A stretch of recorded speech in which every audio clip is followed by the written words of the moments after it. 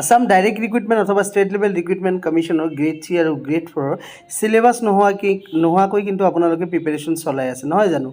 কিয়নো 2022ত ADREৰ ফালৰ পৰা বা ষ্টেট লেভেল ৰিক্ৰুইটমেণ্ট কমিশ্যনৰ ফালৰ পৰা চিলেবাছ আপলোড কৰা হৈছিলে অফিচিয়েলি, কিন্তু সেই চিলেবাছ মৰ্মেহে আমি প্ৰিপেৰেশ্যন চলাই গৈ আছোঁ।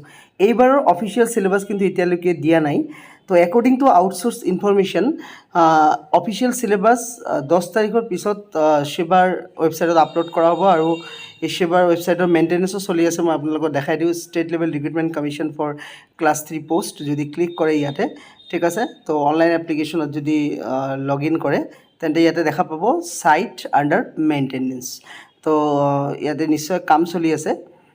তো সেই মৰ্মে 10 তাৰিখৰ পিছত মষ্ট প্ৰবেবলি আপোনালোকৰ গ্ৰেড 3 আৰু গ্ৰেড 4 অফিচিয়েল চিলেবাছ আপডেট হৈ যাব লাগে। তো বৰ্তমান আপোনালোকে কোনটো চিলেবাছৰ ওপৰত ভিত্তি কৰি প্ৰিপেৰেশ্যন চলাই আছে সেয়া মই আপোনালোকক এবাৰ দেখাই দিওঁ। তো last Assam direct recruitment 2022 syllabus grade 3 এনেকুৱা আছিলে, জেনেৰেল মেথামেটিক্স, কোৱান্টিটিভ এপ্টিটিউড। চাওক, জেনেৰেল মেথামেটিক্সো দিছে, কোৱান্টিটিভ এপ্টিটিউডো দিছে। তো জেনেৰেল মেথামেটিক্স আৰু এপ্টিটিউডৰ মাজত বহুতখিনি ডিফাৰেঞ্চ আছে। জেনেৰেল মেথামেটিক্স কোৱাৰ লগে লগে এলজেব্ৰা আহি যাব, তাৰপিছত আপোনাৰ কোৰ্ডিনেট জিঅ'মেট্ৰি আহি যাব, জিঅ'মেট্ৰি গোটেইখিনি পৰ্চনছ আহি যাব, ছেটছ আহি যাব, দেট মিনছ সংহতি এইবোৰ আহি যাব, ঠিক আছে। কিন্তু কোৱান্টিটিভ এপ্টিটিউডৰ ক্ষেত্ৰত কিন্তু এইবোৰ নাই। আমি মেক্সিমাম প্ৰিপেৰেশ্যন কৰি থাকোঁ কোৱান্টিটিভ এপ্টিটিউডৰ ওপৰত। জেনেৰেল মেথামেটিক্সৰ ওপৰত ধ্যানটো আমাৰ কম থাকে, কিন্তু এক্সামত চিলেবাছত যদি জেনেৰেল মেথামেটিক্স মেনশ্যন থাকে তেতিয়া কিন্তু আমাৰ চিলেবাছটো ভালেখিনি দীঘল হৈ গৈ থাকে নহয় জানো?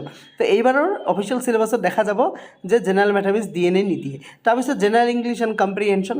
নেক্সট আছে 4 নম্বৰত SCRT ছ'চিয়েল ষ্টাডিজ আৰু ছ'চিয়েল ছায়েন্স। চাওক, SCRTৰ কথা মেনশ্যন কৰাৰ লগে লগে SCRTৰ গোটেইখিনি আপুনি ক্লাছ 5ৰ পৰা ক্লাছ 9-10 লৈকে কিন্তু গোটেই SCRT কিতাপখিনি পঢ়িব লাগে।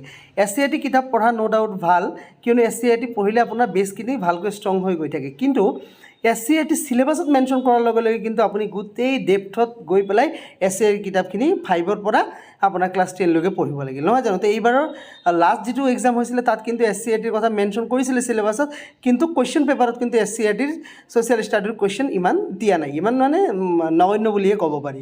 তো এইবাৰ অফিচিয়েল চিলেবাছত SCRT চিলেবাছ মানে SCRTৰ কথা মেনশ্যন নকৰিলে ভাল হ'ব বুলি ভাবোঁ মই।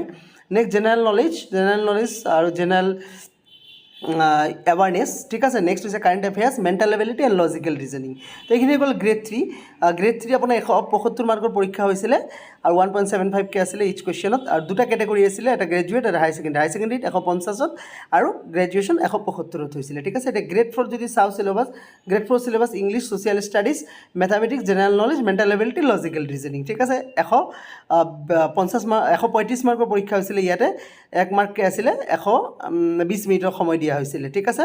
তো এনেকুৱা ধৰণৰ আছিলে এক্সাম পেটাৰ্ণটো।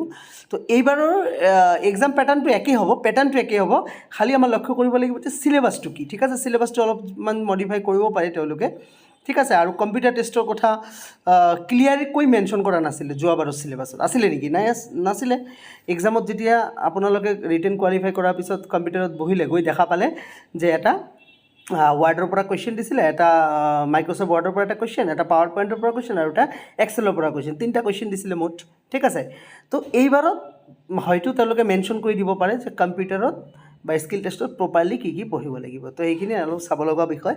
তো বৰ্তমান যিখিনিলৈকে আপোনালোকে চিলেবাছ ফ'ল' কৰি পঢ়ি আছে আগৰ চিলেবাছ, তেনেদৰে পঢ়ি থাকক, আৰু 10 তাৰিখৰ পিছত দেখা যাব যে অফিচিয়েল চিলেবাছটো দিলে তো মই ভালদৰে সেয়ালৈ আলোচনা কৰিম, ঠিক আছে। তো বাকী কমেণ্ট বক্সত জনাব আৰু কি ধৰণৰ ভিডিঅ' লাগে, প্ৰিপেৰেশ্যন ষ্ট্ৰেটেজি বা কি ধৰণৰ কি লাগে আপোনালোকে ক'ব। Thank you so' much.